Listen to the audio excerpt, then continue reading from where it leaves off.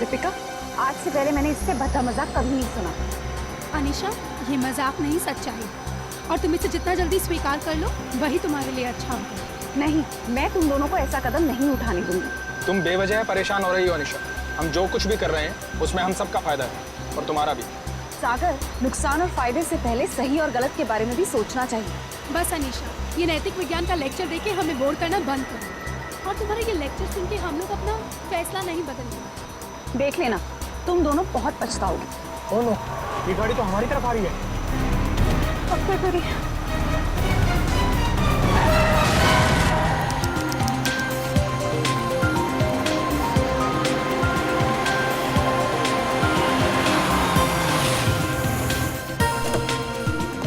Hello sir. Hello. Hello ma'am. Sagar, क्या तुम नील को अकेले ऊपर तक लेके जा पाओगे? पहले भी कई बार लेके गया हूँ। शराब पीने के बाद हमेशा ड्रामे करता है। ठीक है, तो मैं सोने जा रही हूँ, मुझे बहुत जोर की नींद आ रही है। अच्छा सुनो, सुबह जल्दी उठ के शादी में जाना है। Okay, good night. Good night. सुबह जल्दी मिलते हैं। सुनो, जल्दी आना, हमेशा की तरह लेट मत करना। ओके। सर, आपकी कुछ मदद करें? एक व्हील चेयर ले आओ। व्हील चेयर की क्या जरूरत है सर? हम दोनों इन्हें ऊपर ले जाते हैं। आपका कमरा नंबर 303 है ना? जितना बोला उतना करो ना। माफ करें सर, अभी लाए।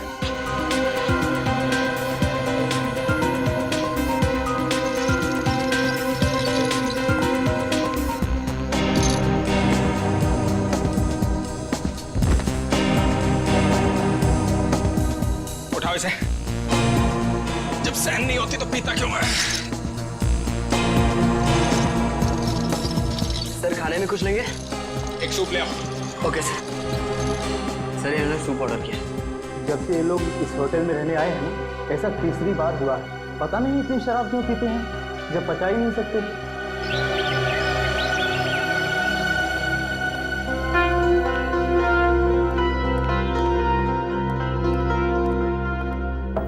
अगर साहब, मीर साहब, सर रूम सर्विस। साहब, क्या हुआ? दरवाजा नहीं खोले? नहीं, देखना दोपहर हो गई है। लगता है इन्हें रूम की सफाई नहीं करवानी है। हो सकता है शायद सो रहे होंगे। सो रहे होंगे अब तक? हाँ, मैंने सुबह फोन भी किया था नाश्ते के ऑर्डर के लिए, लेकिन उन्होंने फोन नहीं उठाया। और आज तो उनको किसी शादी में भी जाना था सुबह। शादी में भी जाना था और अब तक सो भी रहे? मतलब जरूर कुछ गड़बड़ है। तुम यहीं रुको, मैं मैनेजर साहब को लेके आता हूँ। ठीक है। मैं दीपिका जी को। साहब, साहब, साहब, दरवाजा खोलिए। देखिए मैडम, दोनों में से कोई भी दरवाजा नहीं खोल रहा है। सागर, सागर, दरवाजा खोलो। मीर, दरवाजा खोलो। सागर, हमें चिंता हो रही है, दरवाजा खोलो। मैम, मिस्टर मीर का तो समझ में आ रहा है, लेकिन सागर जी, वो तो कल रात नशे में भी नहीं थे। मैं फोन करती हूँ। फोन भी नहीं उठा रहे। मैम, अगर आप इजाजत है तो मैं मास्टर की से दरवाजा खोल सकता हूँ। हाँ प्लीज।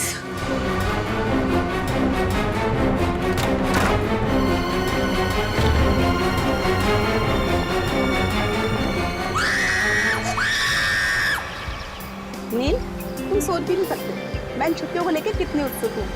आखिरकार तुम्हारे ऑफिस वाले और मेरे ऑफिस वाले राजी हो ही गए और हमें एक हफ्ते की छुट्टी दे दी। भाई समझ में नहीं आता कि इंसान अगर दिन में 14 घंटे काम करेगा तो वही अपनी खूबसूरत बीवी के साथ वक्त कब बिताएगा, नहीं? नील, तुम अपने आके सड़क पर रखो। तुम जानते हो ना, तुम जब भी गाड़ी चलाते हो मुझे कितना डर लगता है। अरे तुम बेवजह घबरा रही हो, हाँ? अरे वो देखो, वो क्या है? वहाँ कोई लड़की सच में पड़ी है। देखो देखो। नील, हमें उसकी मदद करनी चाहिए। हाँ। सुनिए, सुनिए, आके बोलिए।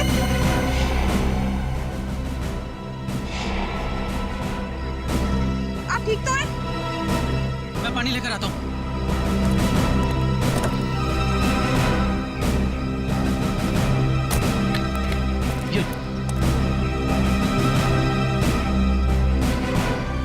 पानी पीजिए। आगे खोलिए। सुनिए, आप ठीक तो हैं? सीआईडी? नील, हमें इनको अस्पताल लेकर चलना चाहिए। हाँ, और मैं सीआईडी को भी खबर कर देता हूँ। हाँ, ठीक है।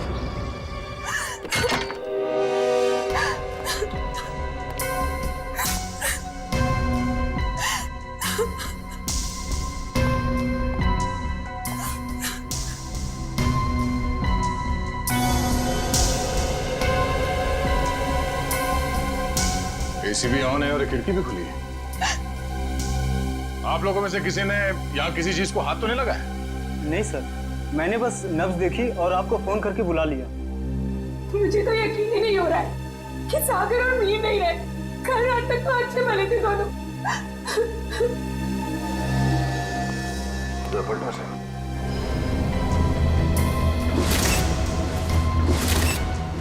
ये देखो फ्रेडी,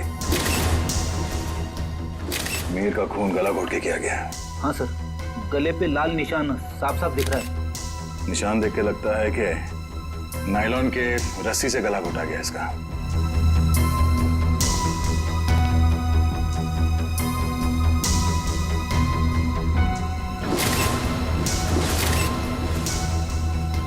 कमाल है, सागर के शरीर पे कहीं भी चोट या जख्म का कोई निशान नहीं है। सर, हो सकता है कि सिर्फ मीर का खून हुआ हो और सागर अपने आप मर गया हो, दिल का दौरा पड़ने की वजह से या फिर और कोई बीमारी की वजह से। नहीं सर, सागर को ऐसी कोई बीमारी नहीं थी। आप चाहे तो मैं आपको उसकी मेडिकल रिपोर्ट दिखा सकती हूँ। मेडिकल रिपोर्ट तो हम देख ही लेंगे। वैसे आप है कौन? मैं दीपिका, सागर और मीर की चचेरी बहन। सर, हम लोग यहाँ शादी में आए थे। और ये शादी कब है? सर, आज सुबह ही थी। कल रात देर से सोने की वजह से सुबह मेरी आंख ही नहीं खुली। और रात को इन दोनों की मौत हो गई। आप लोगों में से आखिरी बार किसने देखा था इन्हें? सर, मैंने देखा। कल मिस्टर मीर बहुत ज्यादा शराब पी लिए थे और होश में नहीं थे सर। तब मिस्टर सागर इन्हें होटल में लेकर आए थे, तब देखा था सर। क्या मीर अक्सर शराब पीता था? हाँ सर, मीर बहुत ज्यादा शराब पीता था और शराब इससे बर्दाश्त नहीं होती थी। उसके बाद किसी ने देखा इन्हें? हो सकता है कोई कमरे में आया हो रूम सर्विस के लिए या किसी और काम के लिए। हाँ सर, मैं आया था रूम में सूप लेकर। उस वक्त मीर साहब बिस्तर पर लेटे हुए थे और सागर साहब टीवी देख रहे थे। उस वक्त टाइम क्या हुआ था? करीब 12:30 बजे। 12:30 बजे, मतलब उसके बाद इस कमरे का दरवाजा खुला नहीं है। आप लोगों ने आधे घंटे पहले दूसरी चाबी से दरवाजा खोला, राइट? जी सर। इसका मतलब है कोई और आया था यहाँ इस कमरे में, कोई तीसरा आदमी, शायद इस खिड़की से। ये नामुमकिन है सर। हमारे सिक्योरिटी गार्ड हर वक्त नीचे पहरा देते रहते हैं, तो कोई खिड़की से कैसे आ सकता है? कोई गेस्ट आया था इनसे मिलने के लिए? नहीं। कोई गेस्ट अंदर नहीं आया, कोई खिड़की से अंदर नहीं आया। इसका मतलब है खून होटल के स्टाफ में से किसी ने किया है, ठीक उसी तरीके से। और शायद वो इस दरवाजे से ही अंदर आया, दूसरे चाबी से ये कमरे का दरवाजा खोला गया। सर, ये आप क्या कह रहे हैं सर? भला हम अपने कस्टमर का खून क्यों करेंगे? शायद लूटने के इरादे से। रेडी पंकज, कमरे की अच्छी तरह से तलाशी लो। सर, रात को 2 बजे तक तो कॉरिडोर में मैं फोन पे बात कर रहा था। मैंने तो किसी को इनके कमरे में आते हुए नहीं देखा। आपका कमरा कौन सा है?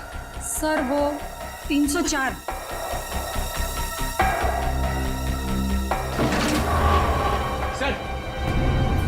सर, इस ड्रॉर में पैसे मिले सर। पैसे? ओह, मतलब ये खून पैसों के लिए नहीं किया गया है। और कमरे की हालत भी एकदम दुरुस्त है, ऐसा लगता नहीं है कि कोई हाथापाई हुई यहाँ पे। हाँ सर, अगर कोई बाहर वाला आदमी होता तो अपनी जान बचाने के लिए इन्होंने हाथापाई तो की होती। इसका मतलब ये है कि जो कोई भी था वो जान पहचान वाला ही था। क्यों दीपिका जी? सर, आप मुझ पे शक कर रहे हैं? नहीं नहीं, मैं तो सिर्फ कह रहा हूँ कि इस कमरे के अंदर क्या हुआ किसी को नहीं मालूम, एक पहेली है। सर, मोबाइल फोन मिला है। सर, ये तो सागर का फोन है। सागर का फोन? और मीर का फोन मिला? नहीं। मीर का फोन? सर, पता नहीं कहाँ है। कोई बात नहीं, हम पता लगा लेंगे। बड़ी पंकज, आसपास दूसरे कमरों की भी तलाशी लो और यहाँ पे जितने उंगलियों के निशान मिलते हैं सब उठा लो। हेलो? हाँ? क्या? कहाँ पे? एक्सक्यूज मी, ये वार्ड नंबर 3 का है। उस तरफ। इस तरफ। आप लोग सीआईडी से हैं? जी हाँ, नील आप ही हैं? जी आप ही ने हमारे सीनियर इंस्पेक्टर मिस्टर दया को फोन किया था। एक मरीज को हमारी जरूरत है। हाँ सर, वो एक लड़की है, वो मुझे और मेरी पत्नी को मरुआ रोड पे एक खाई के पास घायल अवस्था में मिली थी। घायल अवस्था में? जी हाँ सर, ऐसा लगता है जैसे किसी ने उन्हें जानबूझकर खाई में फेंक दिया था। उन्हें देख सकते हैं कहाँ है वो? हाँ आइए सर। प्लीज। रेखा, ये लोग सीआईडी से हैं। अच्छा ये बताइए कि इनके पास से आप लोगों को कुछ मिला क्या? जी सर इनके पास से हमें ये लाइसेंस मिला है। और सर ये मोबाइल भी मिला है। अनीशा, सर हमने सोचा कि इनके घर वालों को फोन करके खबर कर दें, तो हमने इन्हीं के फोन से कुछ लोगों को फोन किया, लेकिन किसी ने भी फोन नहीं उठाया। किसी ने भी फोन नहीं उठाया? हाँ सर। दीपिका, सागर, मीर। अरे सर, ये तो वही लोग हैं। इन सबको फोन किया था तुमने? जी हाँ सर, इनके फोन लिस्ट में इनकी सबसे ज्यादा बात इन्हीं लोगों से हुई थी, इसलिए। ठीक है, इनकी जान बचाने का बहुत बहुत शुक्रिया। आप लोगों की जरूरत पड़ेगी तो हम आपको इन्फॉर्म करेंगे। फिलहाल आप लोग जा सकते हैं। Thank you. और साहब, अब इनकी तबीयत कैसी है? सर इन्हें मामूली चोटें लगी है, पर सदमे की वजह से ये बेहोश हो गई थी। अब ये ठीक है। इनसे बात तो कर सकते हैं ना? जी सर। अनीशा जी आंखें खोलिए। देखिए ये सीआईडी वाले आपसे कुछ बात करना चाहते हैं। देखिए अनीशा जी, आप घबराइए मत। आप ये बताइए कि आपके साथ क्या हुआ था, और ये दीपिका, मीर और सागर आपके लगते क्या हैं? वो मेरे चचेरे भाई बहन हैं, पर उन्होंने उसके साथ क्या किया? किसके साथ? मीर के साथ। देखिए अनीशा जी, मीर की मौत हो चुकी है और साथ ही साथ सागर की भी। क्या? हे भगवान, मुझे पहले ही लग रहा था जैसे कुछ गलत होने वाला है। अनीशा जी, आप क्या कहना चाहती हैं? प्लीज साफ साफ कहिए। हमारे एक रिश्तेदार की शादी होने वाली थी। कल रात हम चारों उसी के संगीत के फंक्शन से वापस लौट रहे थे, तभी मरुआ रोड पे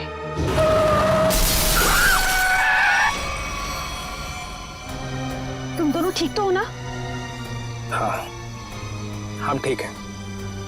घबराओ मत, ये हमारा ही प्लान था। क्या? चलो।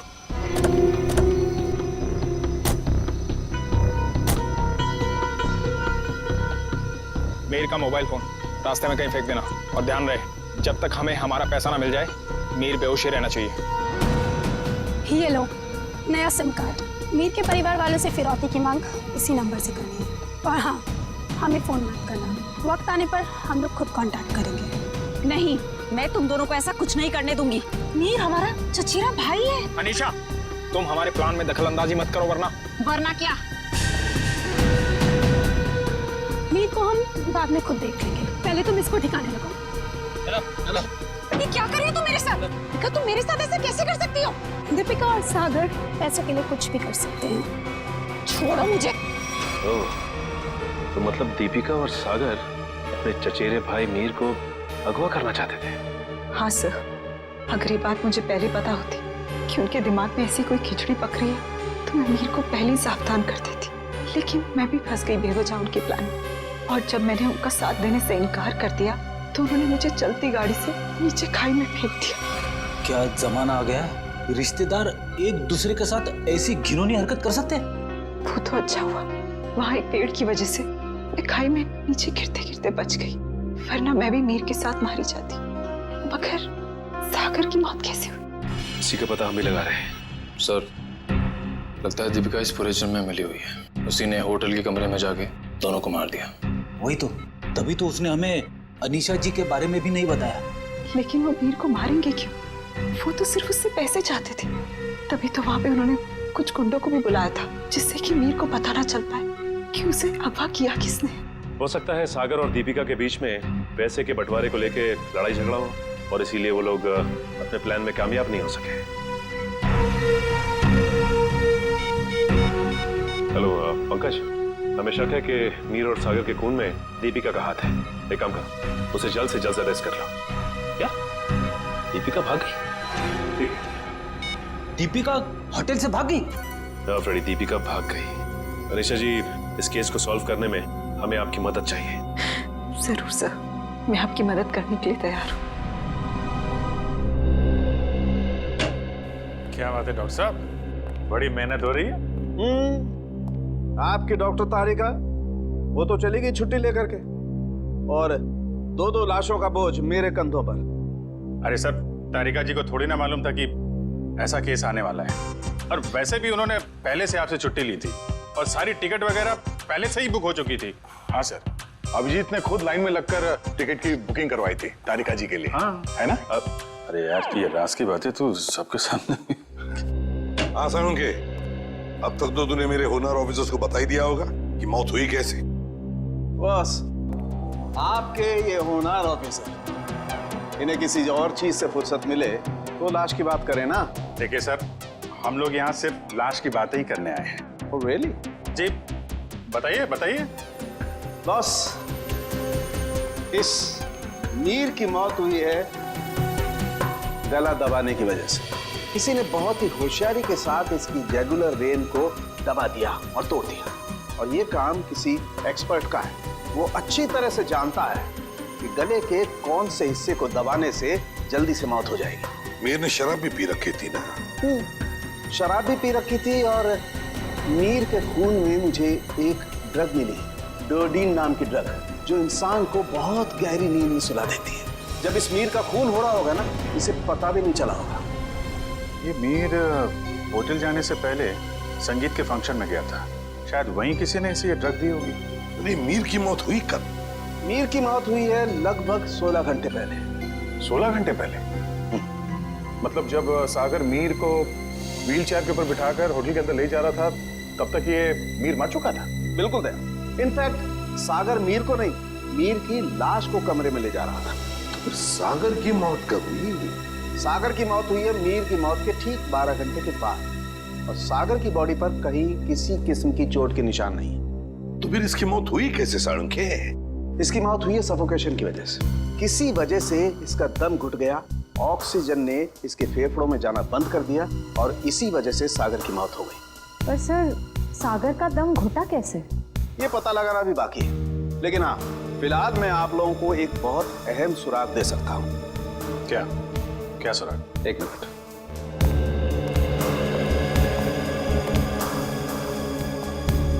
बस ये मीर के कपड़ों के रेशे, और इस पेट्री डिश में सागर के कपड़ों के रेशे। ये कैसा सुराग है डॉक्टर? मेरी तो कुछ समझ में नहीं आ रहा है।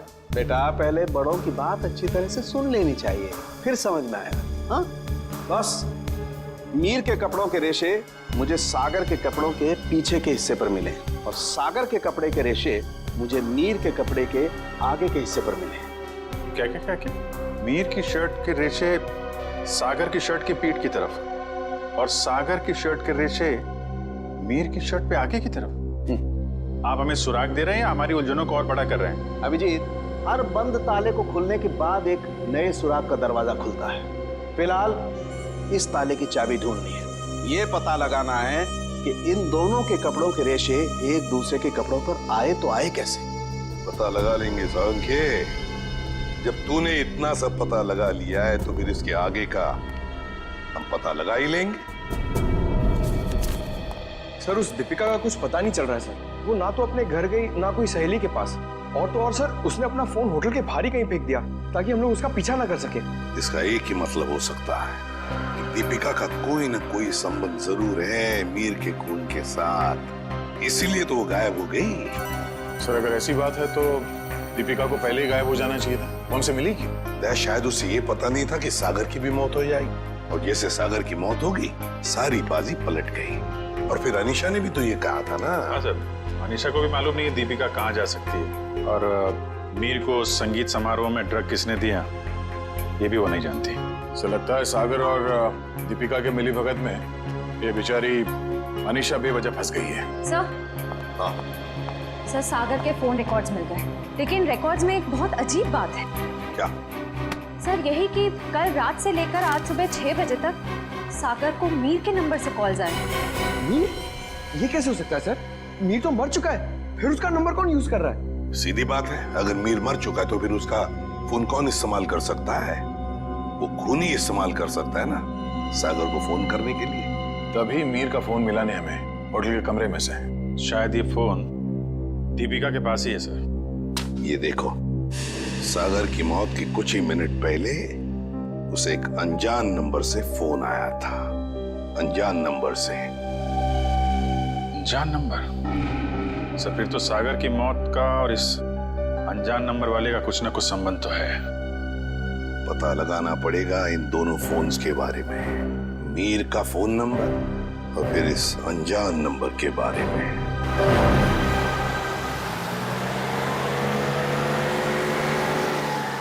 बस आप यहीं गाड़ी रोक दीजिए।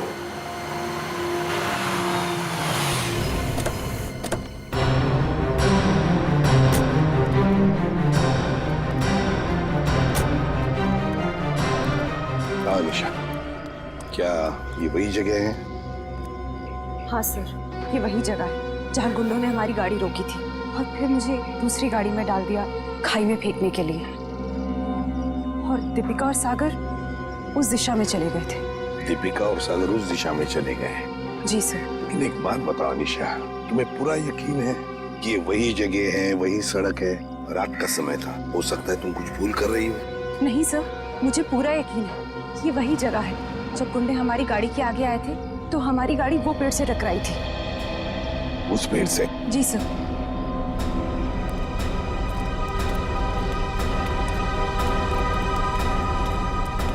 सर, यहाँ पे गाड़ी के टायर के निशान भी हैं। हाँ, जैसे ब्रेक लगा है। सर, हाँ, यहाँ पे दूसरी गाड़ी भी थी, तो उसके टायर के भी निशान है यहाँ पे। हाँ, है तो सही, दूसरी गाड़ी के ही निशान है।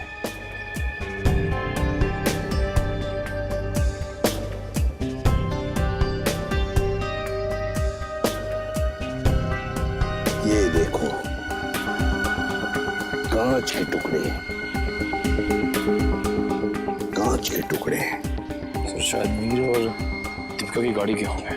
हाँ, हो सकता है। लेकिन सर, उनकी गाड़ी जब होटल में आई थी तो सही सलामत थी। वही तो फ्रेडी, वही तो। जब उनकी गाड़ी होटल में आई थी तो बिल्कुल सही सलामत थी। जरूर गाड़ी की मरम्मत की गई होगी, क्योंकि जब हमने गाड़ी होटल पर देखी तो बिल्कुल वैसे के वैसे थी जैसे कुछ भी नहीं हुआ था उस गाड़ी को। ये कुछ और ही चक्कर है।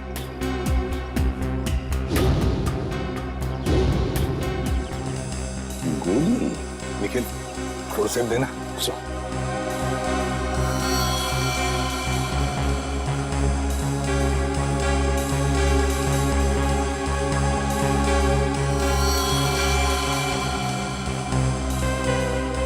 गोली चली है यहाँ पर। अनिशा, जब गुंडों के साथ मुठभेड़ हुई तब क्या किसी ने गोली चलाई थी या गोली चली थी? नहीं सर, मेरे सामने तो नहीं चलाई, पर हो सकता है मेरे जाने के बाद चली हो। तुम्हारे जाने के बाद? अनीशा के जाने के बाद गोली चली थी?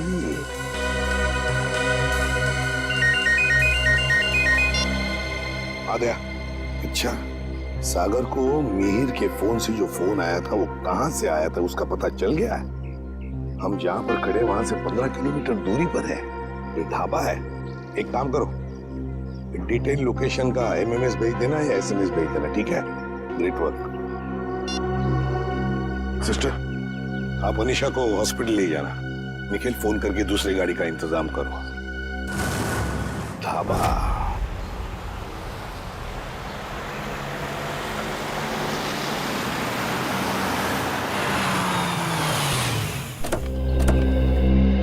ये है वो प्रकाश ढाबा, यहाँ से किया गया था सागर को फोन। आइए आइए साहब, क्या खिलाऊं आपको? दाल मखनी, कढ़ाई पनीर या फिर सरसों का साग? बस कर यार, और नाम मत लेना वरना मेरे चूहों में पेट दौड़ने लगेंगे। सॉरी सर, मेरे पेट में चूहे दौड़ने लगेंगे। तो अच्छी बात है ना साहब, हमारा धंधा और बढ़ेगा। देखो, हम यहाँ खाना खाने के लिए नहीं, तहकीकात करने के लिए आए हैं। हम लोग सीआईडी से हैं। सीआईडी? तू चुप रहे छोटू। साहब, हुआ क्या है? हमने तो कुछ नहीं किया। हाँ, वो तो पता लगा ही लेंगे। खैर, पहले ये बताओ, 14 तारीख की रात को क्या तुम्हारे यहाँ एक कस्टमर आया था जो रात भर तुम्हारे इस ढाबे पर ही था? रात भर? रात भर 10 बजे से लेकर 6 बजे तक। क्या वो रात भर फोन पे ही बात कर रहा था? साहब, ढाबे पे तो नहीं था, पर हाँ, सड़क के उस पार एक गाड़ी खड़ी थी जिसके अंदर एक आदमी बैठा था और वो किसी से फोन पे बात कर रहा था। तो क्या तुमने उसे अच्छी तरह से देखा? नहीं साहब, अंधेरा था, इसके लिए चेहरा नहीं देख पाया। अच्छा, क्या वो अकेली गाड़ी में था या उसके साथ कोई और भी था? उसके साथ ड्राइवर था साहब, वो 2-3 दफा चाय लेने आया, खुद के लिए और वो दूसरे आदमी के लिए भी। और हाँ साहब, उसने कैंची भी तो मांगी थी। हाँ, कैंची मांगी थी? वो किस लिए? क्या मालूम साहब, बड़ा ही अजीब था वो ड्राइवर। गाड़ी से उतरा, मिट्टी और पत्थर जमा करके फिर से गाड़ी में बैठ गया। क्या जमाना आ गया है सर, आजकल लोग सड़क पर से पत्थर और मिट्टी भी चुराने लगे।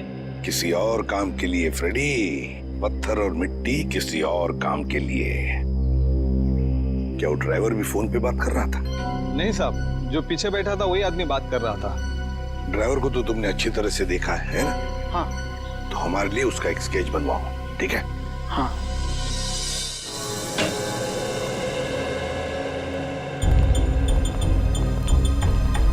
ये है वो उलझी हुई पहली डॉट साहब। मीर की लाश यहाँ पड़ी थी, सागर की वहाँ। मीर की मौत 7:30 बजे हुई थी और सागर की उसके 12 घंटे के बाद, है ना? और मीर की मौत की वजह है नायलॉन की रस्सी से गला दबाना, सागर की मौत की वजह है दम घुटना। और अभिजीत, कमरे में कोई तीसरा आदमी था नहीं, क्योंकि कमरे का दरवाजा अंदर से बंद था। सर, इस केस में सबसे अजीब बात तो यह है कि सागर ने मीर की लाश के साथ 12 घंटे क्यों गुजारे? और सर, मीर का खून सागर ने किया होता तो वो लाश को वापस होटल में लाने का खतरा क्यों उठाता?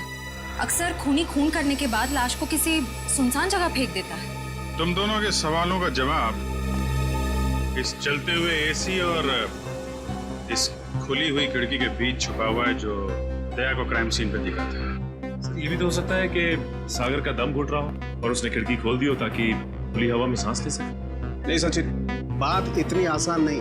मैंने बताया था ना आप लोगों को कि मुझे मीर की कमीज पर सागर की शर्ट के रेशे और सागर की शर्ट पर मीर की कमीज के रेशे मिले। दोनों की कमीजों पर एक दूसरे के कपड़े के रेशे हैं। Yes sir. सर, ये दोनों की कमीज पे एक दूसरे का धागा मिलना, चलते हुए एसी के बाद भी खिड़की का खुला हुआ होना, ये एक ही बात की तरफ इशारा कर रहा है। और वो क्या है कि सागर ने मीर की लाश को दोबारा यहाँ लाने का खतरा इसलिए उठाया ताकि वो मीर की मौत को हादसा या फिर खुदकुशी का रूप दे सके। यानी सर, सागर ने पहले लाश को उठाया और फिर खिड़की से बाहर फेंकने की कोशिश की। एग्जैक्टली। उसने सोचा होगा कि सबसे कह दूंगा कि शराब के नशे में मीर खिड़की के नीचे गिर गया, लेकिन इसके पहले कि वो अपने प्लान में कामयाब हो पाता, उसकी मौत हो। हाँ सर, ये गुत्थी आधी तो सुलझ गई, लेकिन एक बात समझ में नहीं आई कि इस कमरे में सागर और मीर के अलावा कोई भी नहीं था, तो फिर सागर की मौत अचानक कैसे हुई? सचिन, उसकी मौत का राज उस अनजान फोन कॉल में छुपा हुआ है, उसे सुबह सुबह आया था। हाँ पंकज, अनजान कॉल का पता चल चुका है, कहाँ से की गई थी? Very good. कौन सी जगह? Jhula tower. Okay okay okay okay, thank you very much Pankaj, thank you जी। झूला टावर तो वो रही बिल्कुल सामने, जो अभी तक पूरी बनी भी नहीं है। या डॉक्टर साहब, सर आप यहाँ देखिए, तब तक हम लोग झूला टावर का चक्कर मार के आते हैं, देखते हैं वहां पे क्या हुआ था।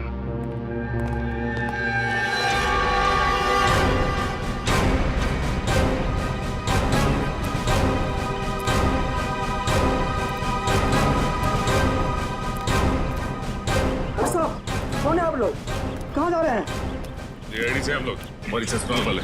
सीआईडी? कुछ हुआ है क्या साहब? क्या बात है साहब? साहब कुछ तो बताइए। चुपचाप आओ, पीछे पीछे हमारे, समझे?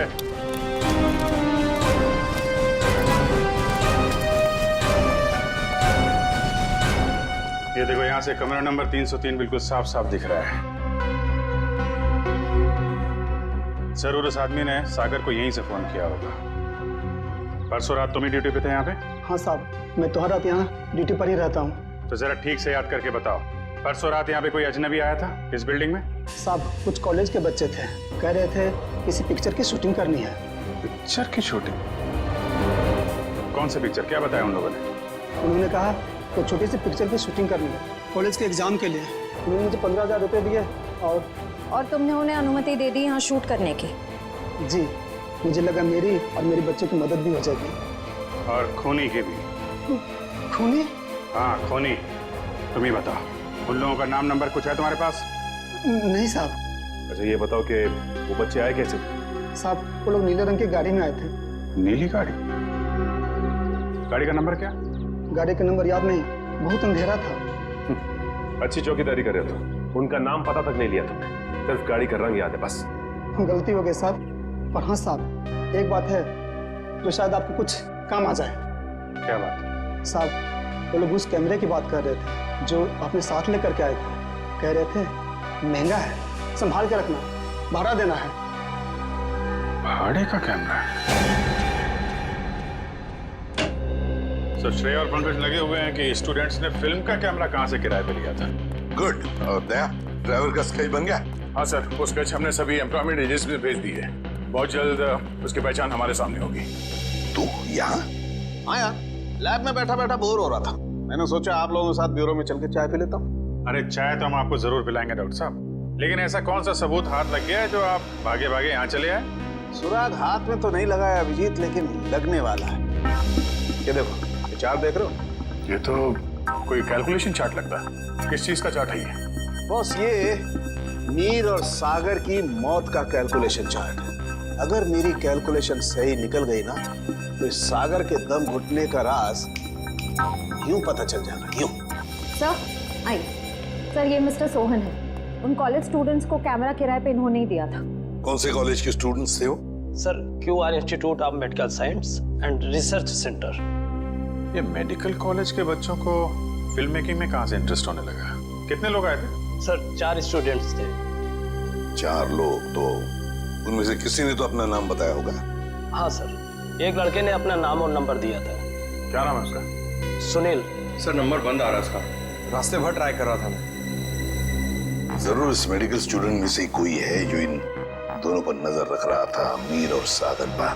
हाँ सर, और सुबह जिस प्राइवेट नंबर से सागर को फोन आया था, वो भी इनमें से किसी ने किया होगा। बस इस मेडिकल कॉलेज में जाकर इन स्टूडेंट्स से मिलो, जरूर कोई ना कोई सुराग तो मिलेगा ही मिलेगा।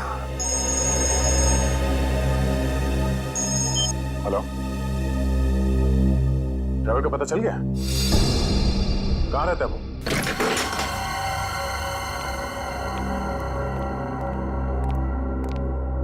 ये ड्राइवर चंदन लगता है 9 तो 11 हो गया।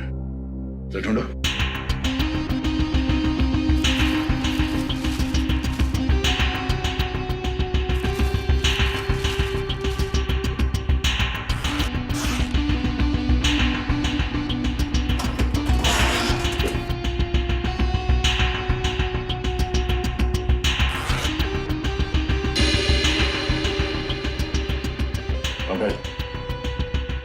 पैसों का बैग तो यहीं पे है। पैसों का बैग, इसका मतलब वो शहर छोड़ के भागा नहीं है। पैसे लेने जरूर वापस आएगा। अरे भाई साहब, जी साहब इधर आना। जी साहब। अरे ये चंदन कहाँ गया, कुछ पता है क्या? गाड़ी तो यही है, यही कहीं होगा। ठीक है, आप जाइए। कहीं ये वही गाड़ी तो नहीं जिसे ढाबे वाले ने देखा था? चलो देखते हैं।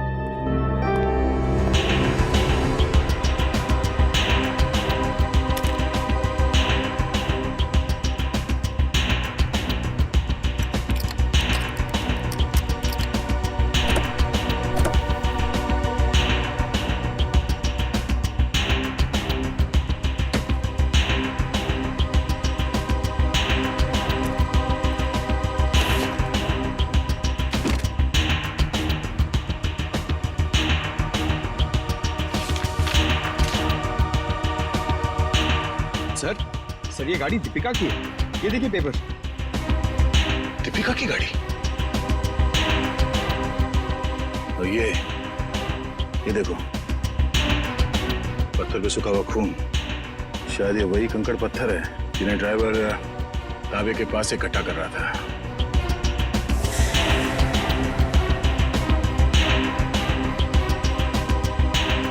और ये कैंची भी किस चीज के लिए इस्तेमाल किया होगा उसने?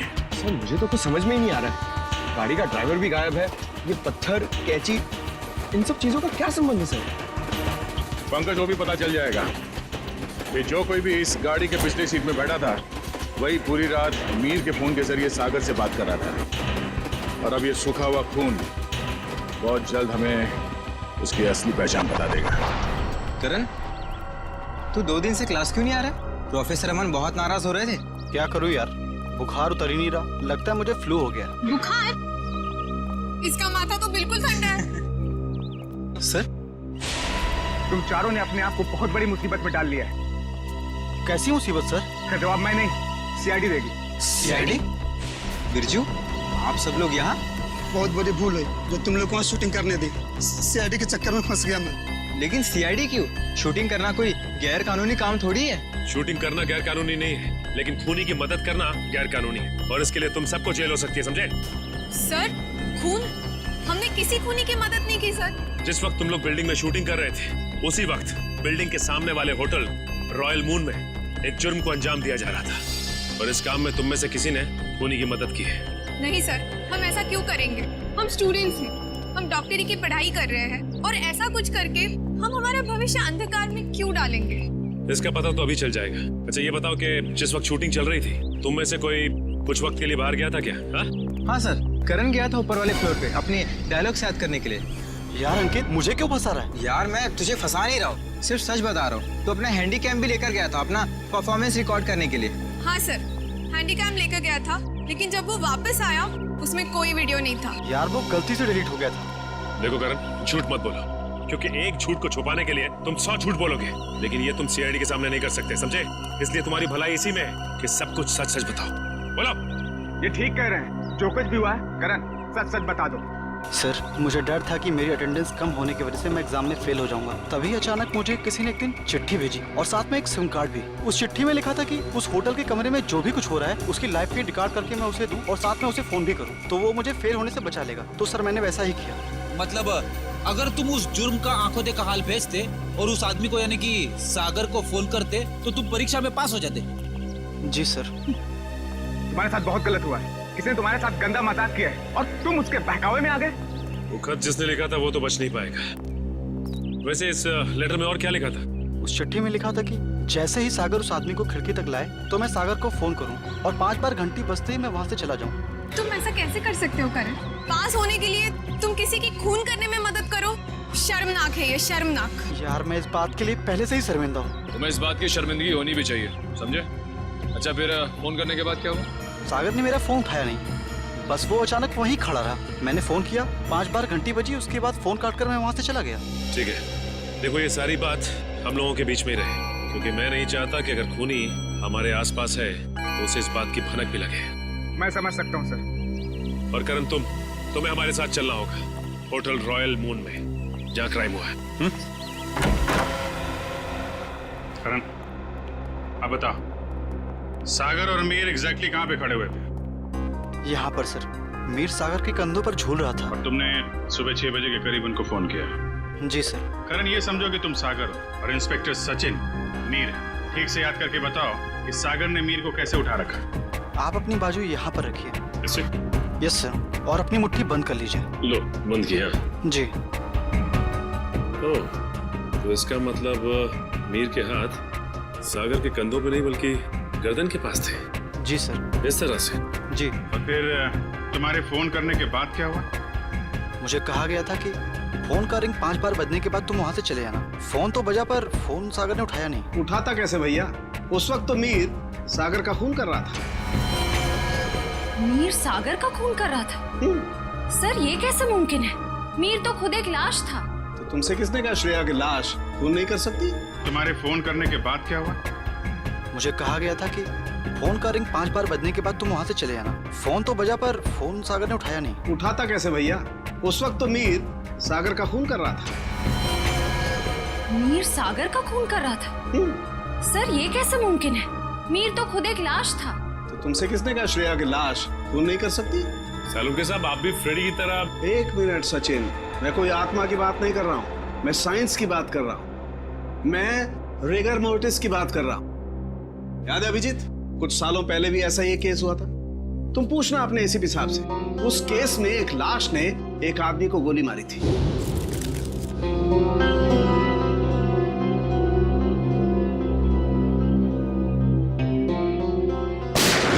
मैं भी यही सोचा था डॉक्टर साहब। अब इसे संयोग कहिए या बुरे काम का बुरा नतीजा, जिस वक्त सागर मीर की लाश को नीचे फेंकने वाला था, रैगर मोटिस सेट हो रहा था। उसने सागर के गर्दन को जकड़ा और दम घुटने की वजह से सागर की मौत हो गई। एग्जैक्टली हुआ कुछ ऐसा होगा, सागर कमरे में आया और किसी के फोन का इंतजार करने लगा, जो उसे बताने वाला था कि उसे एग्जैक्टली करना क्या है।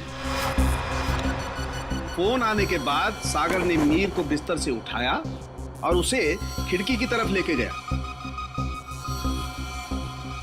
ताकि मीर को हत्या या आत्महत्या बनाया जा सके। लेकिन एक बात है अभिजीत, मुझे नहीं लगता है कि ये कोई संयोग था या कोई बुरे काम का बुरा नतीजा था, बल्कि मुझे लगता है सागर को फोन ठीक उसी वक्त जानबूझकर किया गया जब मीर के हाथों में राइगर मोटिस सेट हो रहा हो और मीर का हाथ सागर की गर्दन दबा सके।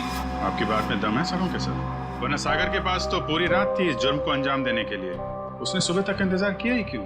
क्योंकि वो चाहता था कि मीर के साथ साथ सागर का भी टिकट कट जाए और उस तक पहुंचने के सारे रास्ते बंद हो जाएं, कानून उस तक पहुंच ही ना पाए।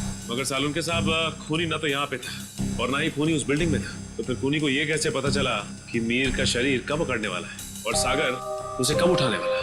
करण के फोन के जरिए। मगर सर, सागर ने मेरा फोन तो उठाया ही नहीं। 5 बार रिंग बजी और मैं वहां से भाग गया। अभी बताता हूँ। श्रेया, जरा सागर के फोन पे कॉल करना। सर।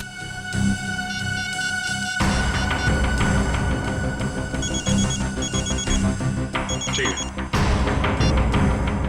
सचिन, अब जरा तुम कॉल करना।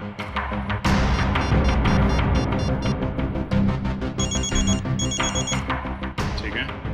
करण, अब तुम अपने फोन से सागर को कॉल करो।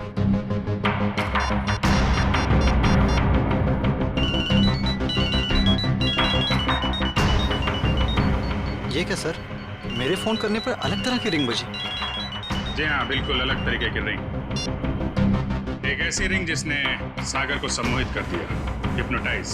तभी तो वो तुम्हारा फोन नहीं उठा पाया। सर, इतनी बड़ी साजिश? बिल्कुल श्रेया, ये मुजरिम कोई साधारण आदमी नहीं है।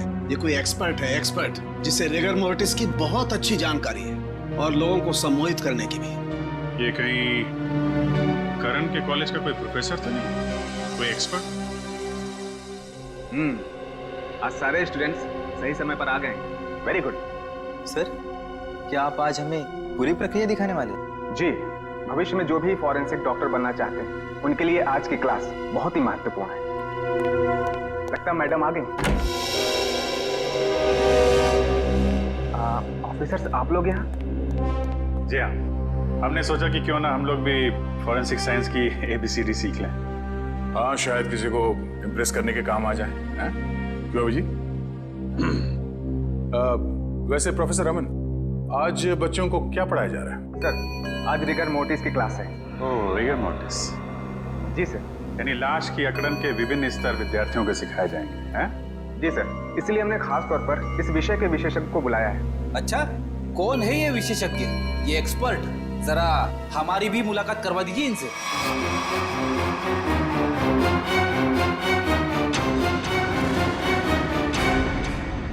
अरे फ्रेडी, विशेषज्ञ को नहीं पहचाना तुमने? हैं? प्रोफेसर अनीशा, जरा इनका खिला खिला चेहरा देखिए। ऐसी मुस्कान है इनके चेहरे पे जैसे मुजरिमों को तब होती है जब उन्हें गलतफहमी हो जाती है कि वो CID से बच गया। क्यों? ये कैसी बातें कर रहे हैं आप? वैसे खून की प्लानिंग तो वाकई बहुत सोच समझ के की थी आपने, मगर एक गलती कर दी, CID को हल्के में आंक लिया। क्या बकवास कर रहे हैं आप लोग? मैंने कोई खून नहीं किया है, मैं तो खुद घायल हूँ। उन्होंने मुझे खाई में फेंक दिया था। क्या भूल गए हैं आप लोग? हम कुछ नहीं भूले, शायद आपकी याददाश्त कमजोर है। क्या मतलब? मतलब यह कि आपको खाई में फेंका नहीं गया था, आप खुद उतरी थी वहां पे। आपके शरीर पे ये जो जख्म है, चोट के निशान है, ये खुद आपने बनाए हैं। क्या सबूत है ये निशान मैंने बनाए हैं? वैसे हम जानते हैं कि फॉरेंसिक डॉक्टर होने का फायदा उठाकर आपने इस केस में ज्यादा सुराग नहीं छोड़े, पर उस कार को साफ करना भूल गई हैं। पत्थर पे जो खून मिला है और कैंची पे जो उंगलियों के निशान है वो आपके हैं अनीशा जी। हमारे पास काफी सबूत हैं आपको अदालत में खूनी साबित करने के लिए। बाहर जाने के सभी दरवाजे बंद हो चुके हैं अनीशा जी, अब सिर्फ जेल का दरवाजा आपका इंतजार कर रहा है। अब बताइए, क्यों किया आपने ये सब? दीपिका और सागर ने प्लान बनाया था, मीर को किडनैप कर लेंगे और बदले में उसके ट्रस्ट से ढेर सारा पैसा मांगेंगे। उन्हें नहीं पता था कि मुझे उनके प्लान के बारे में सब कुछ पता लग गया है और बदले में उनके खिलाफ मैं एक और प्लान बना रही थी जो उनके प्लान से कई ज्यादा खतरनाक था। और उस ड्राइवर और दीपिका का क्या किया तुमने? दोनों को मारकर जंगल में फेंक दिया नीलगंज के। शर्म आनी चाहिए तुम्हें। एक फॉरेंसिक डॉक्टर का फर्ज होता है कि वो समाज से जुर्म को मिटाने में कानून का साथ दे, खूनियों को पकड़ने में मदद करे, लेकिन तुमने अपनी शिक्षा का गलत इस्तेमाल किया है, खुद एक अपराधी बन गए। ऐसे घिनौने अपराध की सिर्फ एक ही सजा है, फांसी। For more updates, subscribe to our channel, click the show links and enjoy watching the videos.